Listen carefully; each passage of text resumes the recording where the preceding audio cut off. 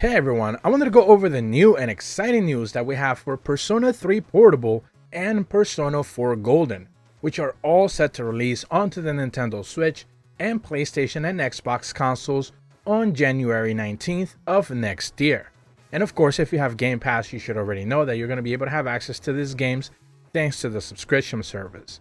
And what we are going to be checking out today is the fact that Atlus has gone ahead and provided us details with pretty much all the brand new features these ports of remasters, if you will, are going to be introducing. I'm going to be leaving a link in the description below for the most recent Gematsu article on this specific topic, so you're going to be able to check it out there if you are interested. But essentially what they tell us here, according to Atlus, is that there's going to be multiple brand new features being added in, 4 to be specific. 3 of which are going to be for both games, Persona 3 Portable and Persona 4 Golden, and 1 specifically for Persona 4 Golden.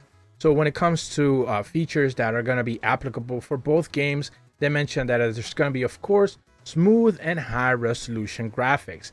They mentioned that Persona 3 Portable and Persona 4 Golden have been reborn from their original versions with high resolution graphics, allowing you to enjoy the game with vividly high definition visuals and smooth controls. One of the things that we do know thanks to the Steam version release of Persona 4 Golden is that the controls have been reworked and cleaned up a little bit as well for modern consoles.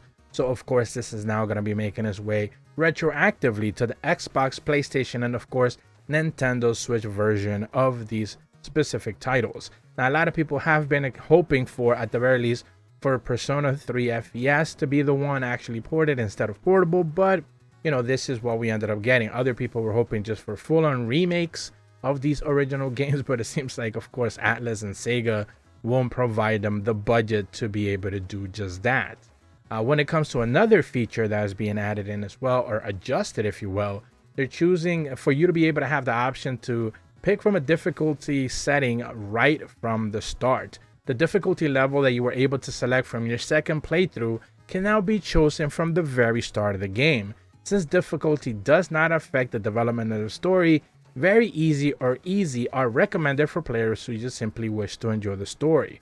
So very easy, beginner, normal, hard, and even maniacs is now available right on the offset. You're not going to necessarily be too concerned in that for Persona 3 Portable, and safety, easy, normal, hard, and risky are available on Persona 4 Golden. There used to be, of course, like they mentioned here, an option that you had to unlock on your second playthrough for a higher difficulty tier, but of course that is no longer the case, since presumably most people kind of already have a pretty good idea as to what to expect for both of these classic titles.